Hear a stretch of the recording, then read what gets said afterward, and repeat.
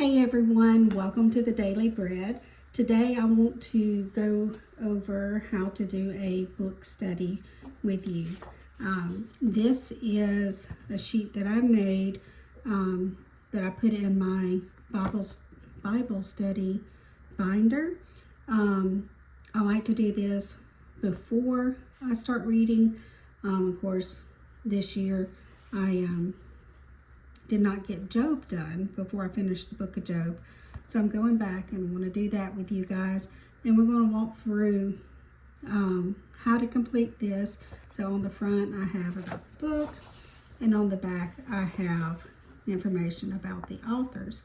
So this one's going to be really interesting because who wrote Job is debated. So we'll go through all that together. So one of the first things I do is I use my study Bible. So if you don't have a study Bible, there are some online tools that you can use to do this with. They're free, so there's no sense in spending money. In this video, we'll go through the books that I have here. We're going to go through a Bible, commentary, the Bible dictionary, and then another resource on names. And like I said, then I'll come back and do a different video for you showing how to do the exact same thing, but with an online resource. All right, so let's jump in. So we're going to go to the book of Job. One of the things I have here in my study Bible is this little tip-in that I got from Bible Nerd. She has them on her shop if you want to go in and buy them. They are just quick overviews of what's going on in this book. So of course we have that it's Job, it's wisdom literature, so that is our literary style. On my form here, that's one of the things I want to find out, because we want to know how to read this. If we don't know the literary style, then we may read it in the wrong context. And y'all know I believe context is king. So let's say somebody sent us a text and we're really good friends. They would talk in one way, but then we get a text from our boss or someone else, they would talk in another. And we know how to understand what they're saying to us because we know the people and we know how they speak. Same goes with understanding the type of book that you're reading in the Bible. Now granted, it may be wisdom literature, law, something like that, and inside the book you may get some poetry, or you may get some law inside of a poetry book. You know, it is going to vary, but doing this before we read a chapter or start reading a book or doing a book study helps us understand a starting point, right? So, got that in here. Another thing that we want to know is kind of what is the theme? What's happening? What is this even about? And so she has on here obedience, faith, surrender, blessing, curses, suffering, holy righteousness. So this kind of lets you know the things that we're going to be talking about. And then how do we apply this? And it says one of the hardest questions believers often face is, why does God let bad things happen to good people? Job gives us some insight into true wisdom and how it looks to trust God, even if we lose everything. That would be so hard. One thing I do want to point out here too, she has, God is speaking in only of 17% of Job's. Very little of Job are we actually hearing from God. The vast majority of it are his friends trying to reason with, and I guess even really Job, trying to reason as to why God has done this to him. And so it's not your normal good wisdom. This is full of false assumptions. So if we're not reading, if we don't know this going into Job, we may hear his friends, criticizing him and telling him what a sinner he is, and this is why God is doing these things to him or allowing them to happen. But we know from the very beginning that Job is a righteous man. But understanding going into this, when we're hearing from the majority of this whole book, is going to be bad advice from his friends. We can look a little deeper into what they're saying and see where that is. And I think that's a great lesson for us also, to be a good friend. And I like this right here too. It says, Job shows us that sometimes you can do everything Proverbs says is wise and still lose it all. But who are we to question God? That is so valid. So what is the main themes here? I would pick up and write in this right here. Sorry, I'm going to give myself a little bit of room. So it's obedience, faith, surrender, blessings,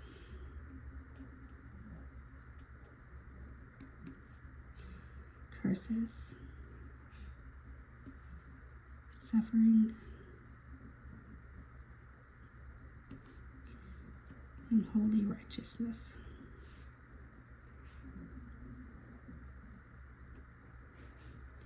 And if y'all are looking tight in on my writing, don't judge, because I misspell a lot, and I misspell a lot often.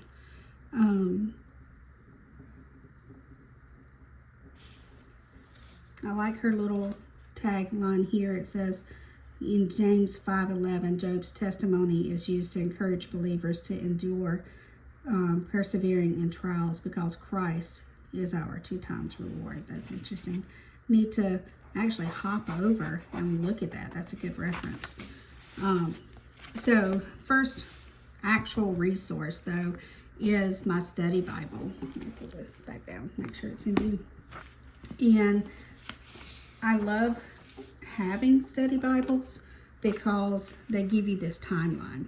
We want to know when this is happening in history, and I will add to it, we need to know, is this happening before or after Christ? Or are we looking towards, or the original people who would have written or read this, are they looking to Christ, or are they looking to Christ's return?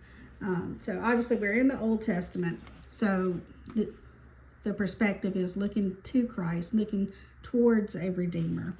And you'll see right here it says,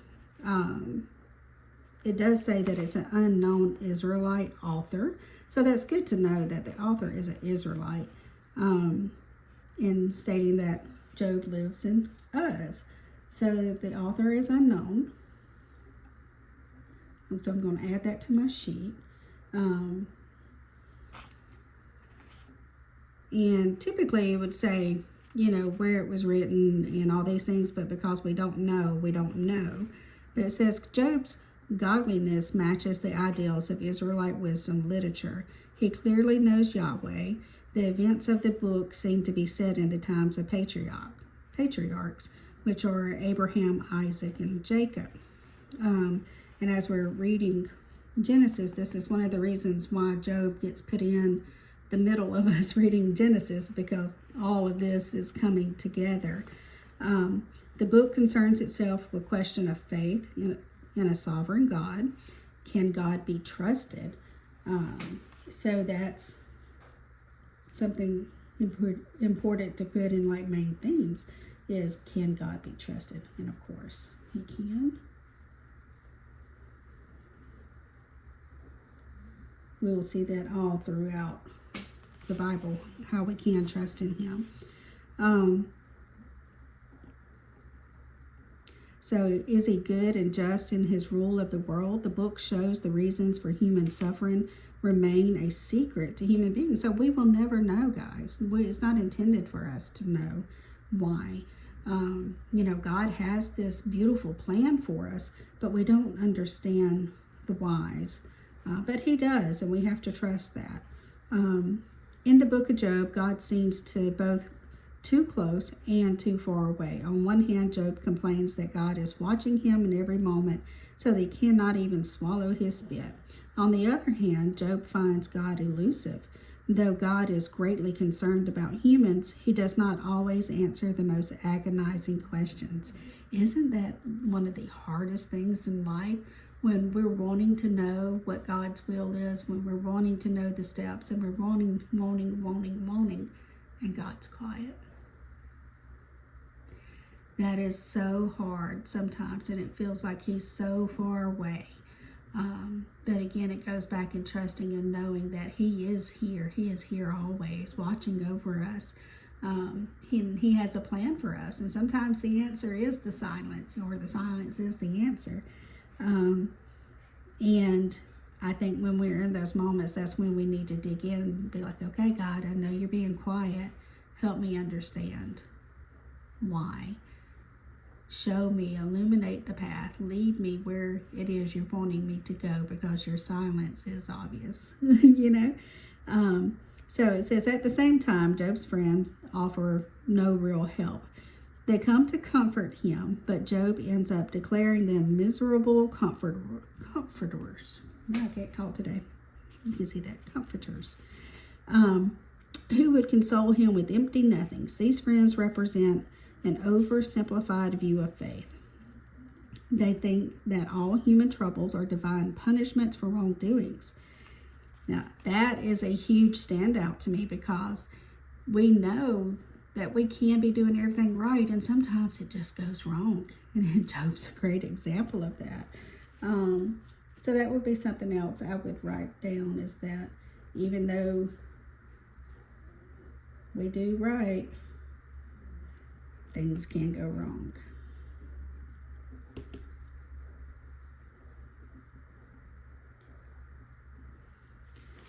And also, I do want to point out on my sheet, it says, where did you see God? I just want to put a note up here that he is a sovereign God.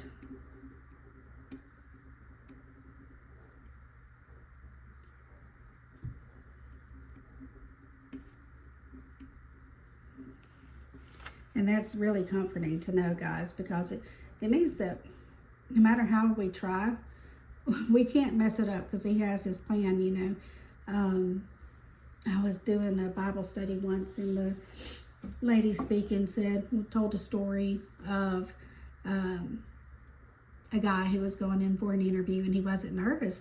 And he's like, well, God's sovereign. So I can go in and do my best interview and not get the job. I can go in and blow the interview and get the job. Either way, God is sovereign. So I'm just going to be relaxed and let God's will be. And that is a fantastic outlook. And it has stuck with me, especially at times when things are getting very stressful. I remember God is sovereign. All right, so let's go back here.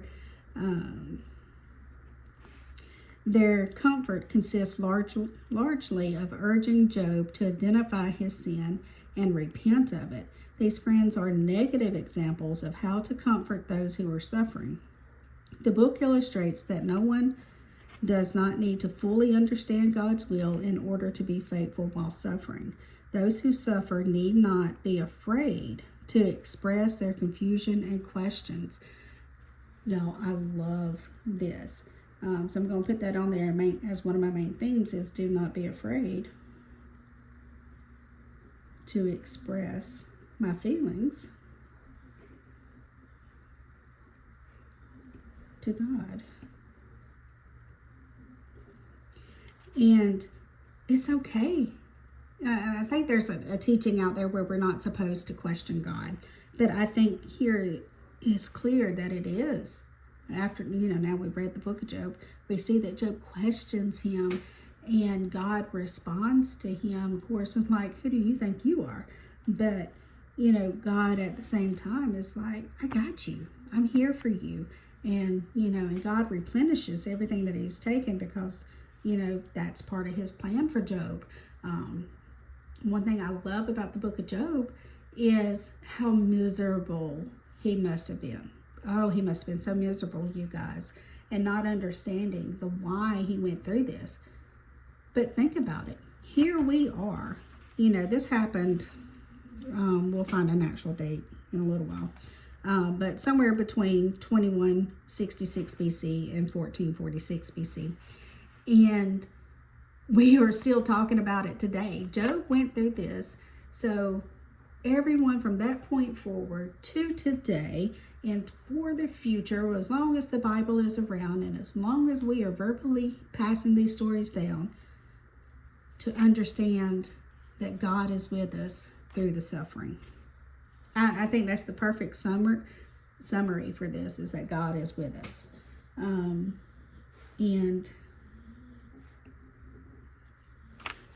so in my study Bible here,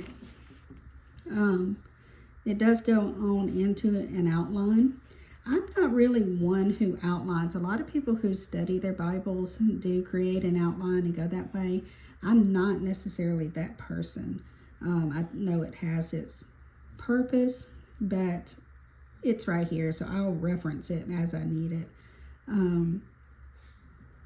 Let's see.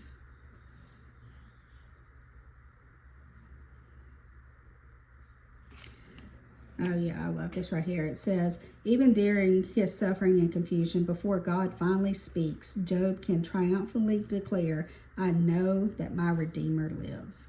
So even before he hears from God, he brings himself back to everything he's known before, and he knows his Redeemer lives. And how blessed are we that we have the Redeemer in Christ. I think that is great.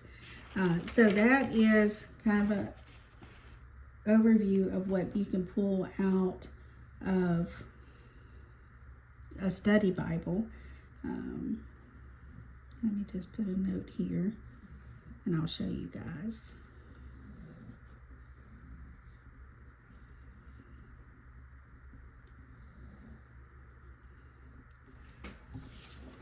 Kind of how the sheet looks that I wrote, that he's unknown, he's sovereign. I'm going to come back and write Redeemer there. The main theme, the literary style. I did not put an audience on here. I'm going to go ahead and add that, but see if we can figure out exactly who the original audience was, because we need to know exactly what that is. And then between 2166 BC and 1446 BC. And the key people, I'm going to go ahead and write down his 3 miserable friends. And I think we need to look into Elihu as well. So,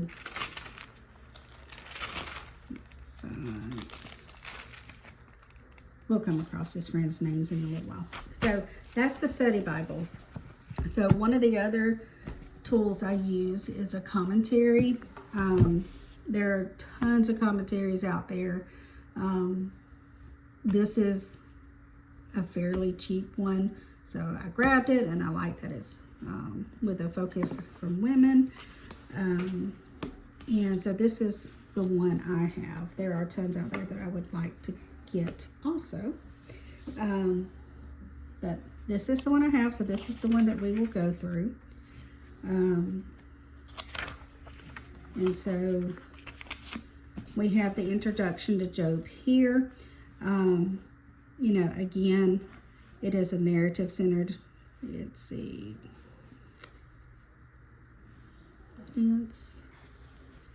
I do like this right here, that his name is a possible Hebrew root, where is my father, or Arabic word meaning one who turns to God. You know, that perfectly kind of describes Job, looking like, where is he? But he continues to turn to him. So again, the setting, Job lived in the land of Uz. And then they go through how that is backed up and supported. One thing that's standing out to me is that the biblical evidence is located in the area of Edom, which we know stems from Jacob's brother. I just lost his name, but that's part of his family. That's the land that he's in. Let's see. And it goes into some of his family lineage. This is a good detail here. It says, details in the narrative suggest that Job's family lived in permanent dwellings. that means that they didn't just pitch a tent, they actually were wealthy enough to establish housing. And we know by the amount of livestock and land that he had that he was a wealthy man. So it was, wealth is measured by vast herds of livestock.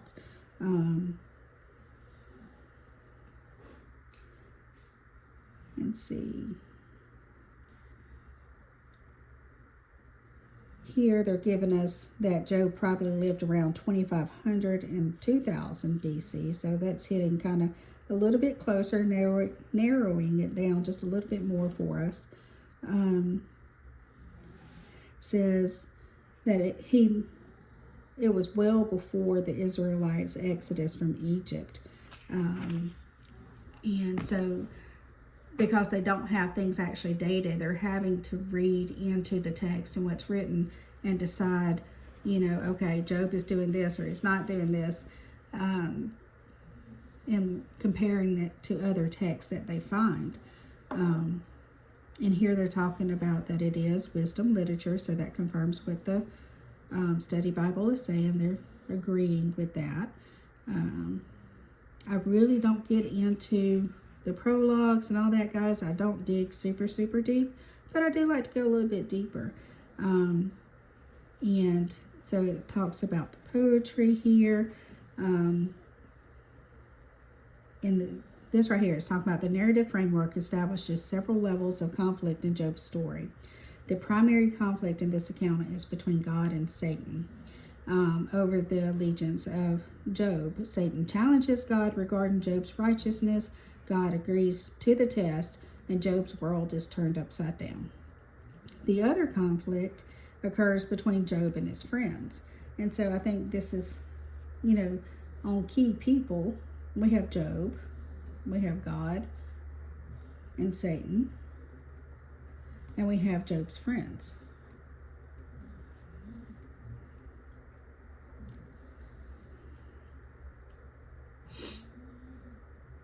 Let's see, where we go. It says, and with whom the theological disagreements become pretty intense. However, perhaps the most interesting conflict takes place within Job himself. Isn't that interesting? If all the conflict's going on, it's really Job fighting with himself because he knows the true God, but he just don't understand the why. Then let's see. And then it moves on to the author who penned the book of Job. Still remains a mystery. Now they go in a little bit more detail of why this is such a mystery. Some say that Job, some of it was written by Job or his friend Elihu. The descriptions of his character, family, and possessions are written from a third-person perspective or an observer. So that's kind of good to know that that probably would not have come from Job. Others had conjectured that Solomon was the human author because of wisdom, literature, and interest in poetry were at the height during his reign. So that's an interesting concept. And then it says Jewish tradition is that it was written by Moses. Some scholars believe that this book took shape as various authors who each added to the original story. However, eyewitness accounts of Job's suffering and the conversations with his friends and with God indicate the book was probably composed by Job.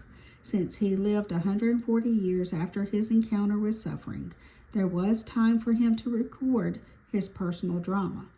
Nevertheless, definitive evidence regarding the authorship is unavailable. So we have a bunch of assumptions here, but there's no real answer. The date of the book, they talked about it a little bit earlier here, but this kind of goes into why.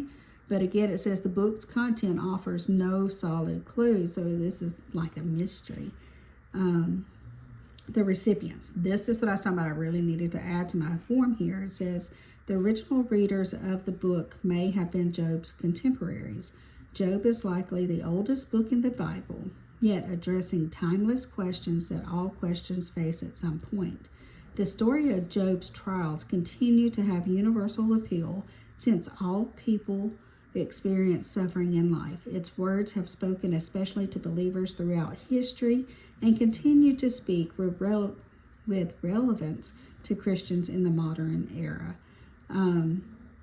So really the recipients, I'm just going to write down Job's contemporaries. So it's just going to be, because Job was a man of influence, and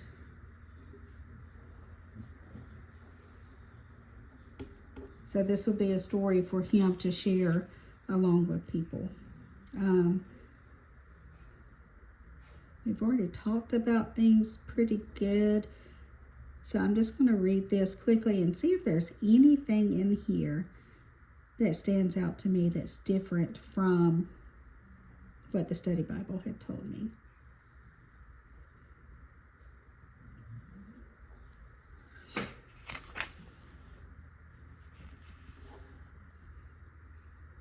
I like this right here. It said it's talking about Job questioning God as to why this happened.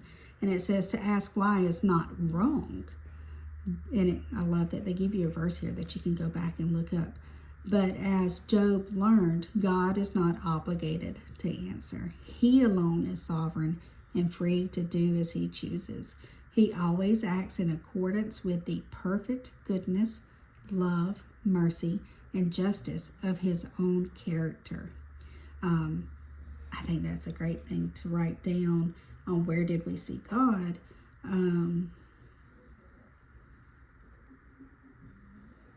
Is that he acts in accordance.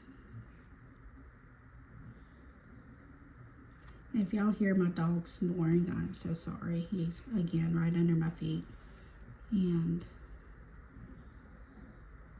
he needs a CPAP. So he acts in accordance with perfect goodness, love, mercy, and justice of his own character.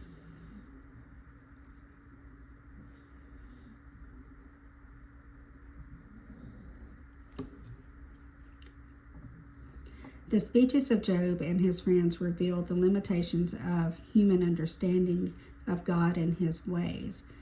Nevertheless, the New Testament commends that both Job's endurance and the Lord's compassion and mercy towards him.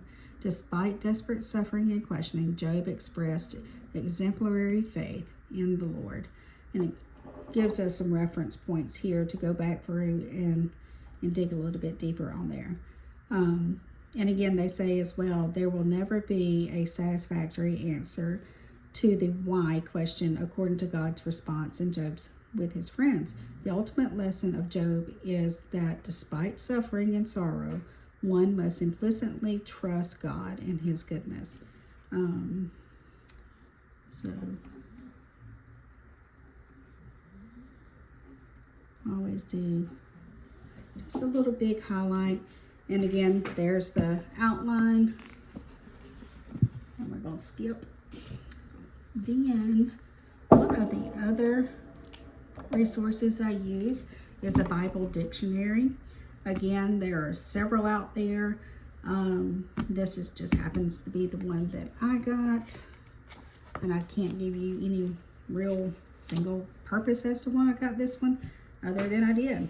And so you see, we have Job here. It's set up just like a regular dictionary, except it's everything Bible. So it's in alphabetical order. We find Job with the book of, and then we want to kind of skim through this as well. Again, very similar to what we did with the commentary. And I like how they call this a dramatic poem of wisdom literature of the Old Testament.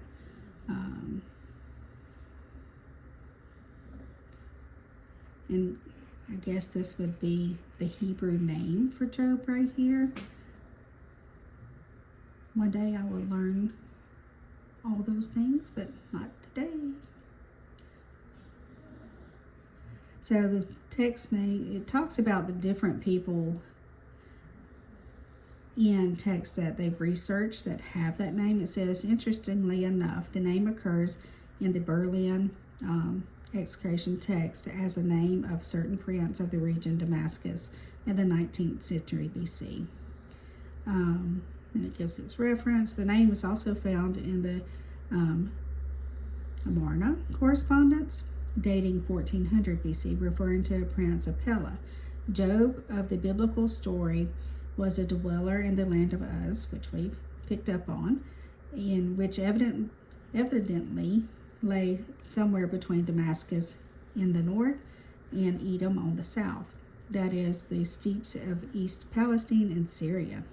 The book of Job revolves around the perplexing question of why the righteous suffer and how their suffering can be reconciled in the infinite goodness and holiness of God. And then it goes in to tell the story of what's happening with Job and what he loses. Talks about Job's three friends, offer practically the same answer, implying that suffering is always the outcome of sin.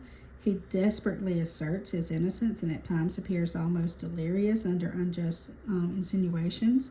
He borders upon accusing God of injustice, but he recoups his confidence in the divine goodness and protests that he will finally be vindicated. Job almost was broken, but he was like, nope, I know I have a good God. Elihu comes onto the scene and appears with divine message elaborated in the New Testament that sufferings are very often the medium of refining the righteousness. And so that is, pretty good perspective to think about it. Sometimes we do go through things and it just shapes us a little bit better as a person and as a human to have gone through them. I know there's a lot of hard things I have gone through in my life that have truly shaped who I am today. Though I do not want to go back through them, I do appreciate the lessons that I learned going through that. Let's see.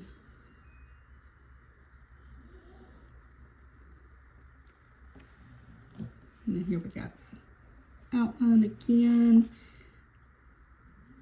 And so here we are talking about the time and the composition, and they're saying the same thing. Great disagreement prevails as to the composition. Critics date the composition of the book anywhere from as late as 400 BC. Well, that's pretty far back from what we had, to even 3rd century BC. Probably the most likely date in the Solomonic era, which is Solomon, because it bears evidence of creative beginning period of wisdom literature. It comprehends ideas of similar parts of Proverbs, and then this right here I really found interesting because the authenticity of it. It's like some critics are denying the authenticity of Job. And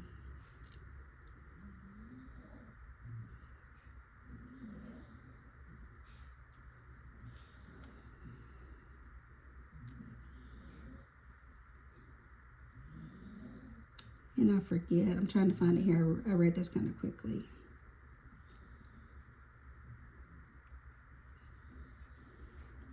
So, says no valid reason can be brought forward for ascribing the prologue and epilogue to a later author. The dialogue cannot have had independent existence.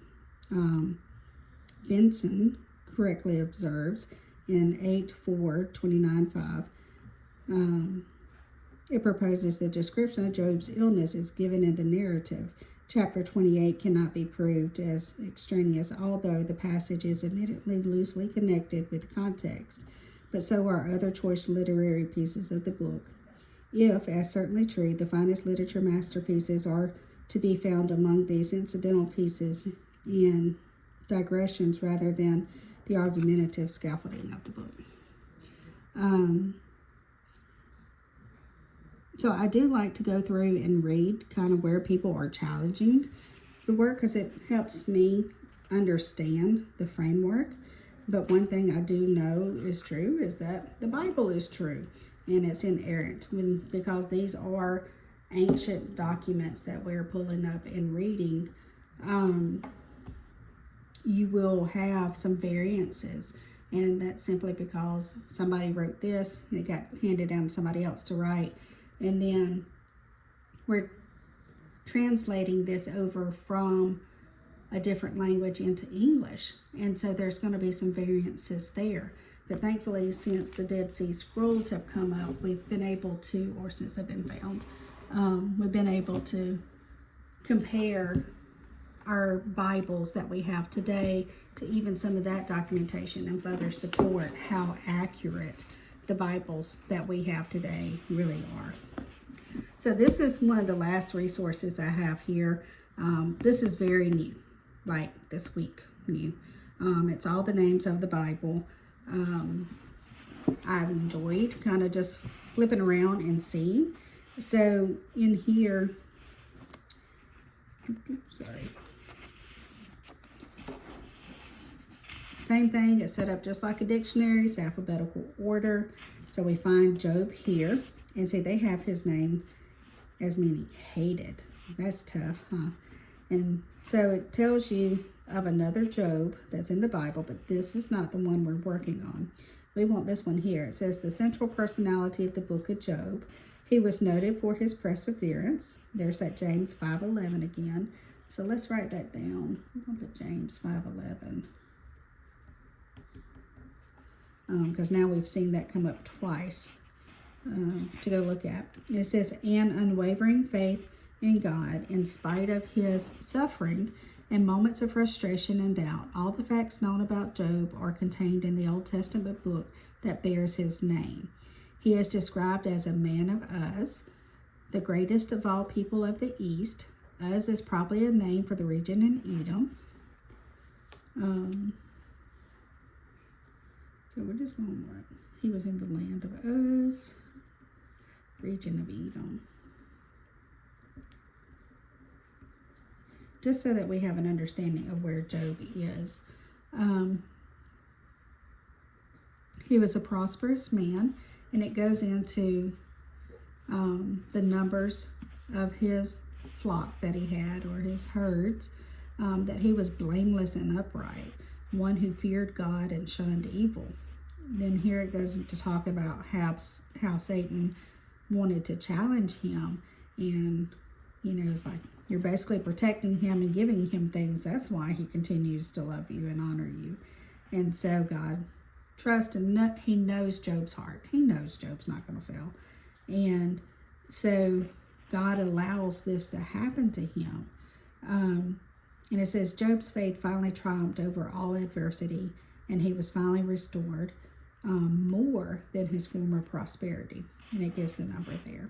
So this is just a real short repeat of things that we've seen. I do like that was there.